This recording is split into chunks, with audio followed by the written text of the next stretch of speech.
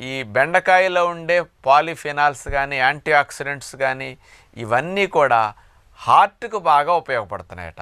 Heart inflammation రాకుండా రక్షించడానికి కూడా చాలా బాగా ఉపయోగపడుతున్నదని 1100 మంది మీద పరిశోధన చేసిన వారు 2017 సంవత్సరంలో యూనివర్సిటీ ఆఫ్ బార్సిలోనా, స్పెయిన్ ఈ విషయాన్ని స్పష్టంగా ఇవ్వటం జరిగింది. మామూలుగా మనందరికీ బెండకాయ తింటే కాస్త తెలివితేటలకి చాలా మంచిది, బ్రెయిన్కి చాలా మంచిది అని ఎప్పుడని అంటుంటారు. ఇది కరెక్ట్ అని కూడా స్పెయిన్ దేశస్తులు మరొక యూనివర్సిటీలో విషయాన్ని స్పష్టం చేశారనమాట.